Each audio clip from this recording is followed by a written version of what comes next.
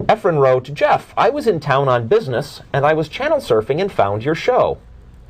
I found it somewhat interesting and amusing for a couple of guys who don't have all the facts about religion to be making broad statements about there not being a God. There are billions of people who would disagree with you. Well, okay, that there are billions of people that disagree with us is entirely irrelevant. That's called an argumentum ad populum. It's a standard logical fallacy. The fact that a bunch of people agree with you does not make you right. But getting to the meat of this objection here, not having all the facts about religion, I mean, nobody has all the facts about anything, and yet we consider it acceptable for people to draw conclusions. Besides, whether there's a God or not is a question of fact. Now, you can have faith or belief about whether there's a God or not, but on the real question, are there any gods or not? That is a yes-no factual question, and it has nothing to do with the details of the various religions that people have formed in response to deciding that there is a God. I just don't even understand how this is relevant.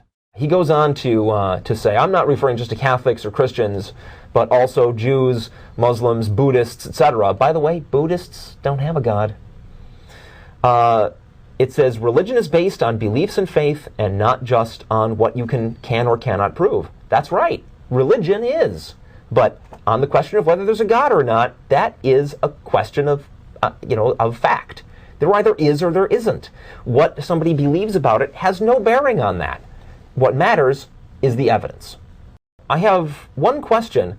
You say there is no proof of God existing. Do you have any proof there isn't?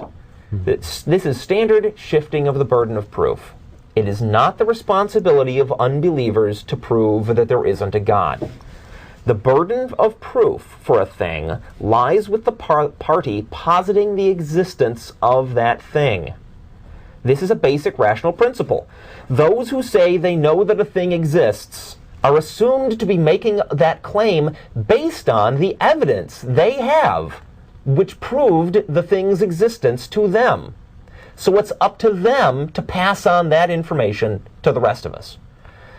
We can't prove that the Tooth Fairy, Santa Claus, or the abominable snowman don't exist either. Does that mean that we all must silently accept the word of anyone who comes along claiming that they do? Of course not. When there's no evidence that a thing exists, refraining from belief in that thing, which is the atheist position, is the rational default response. So I refrain from believing in the Tooth Fairy, Santa Claus, Bigfoot, and gods. This is the part that really struck me. He says, I can appreciate and respect your opinions and beliefs. However, I do not appreciate you saying that anyone that believes in God is wrong or a liar. Well, if there isn't a God, then anyone who says that they believe in a God is either wrong or lying. Either they don't really believe it, or they really do believe it and they're wrong. Now, you can argue with me about whether or not a God exists, and I'm going to come back to the question of fact. If you can give us evidence that the God exists, I'll back down. I'll say, gosh, you're right. And since I now agree, in that case, I would agree with you that a God did exist, and I would withdraw my accusation that people that say they believe in one are wrong or lying. But until you've established that a God exists, that's the only conclusion that I can reach. I am sorry if what I say hurts your feelings. I'm not saying it in order to hurt your feelings. I'm saying it because I think it is the correct thing to say.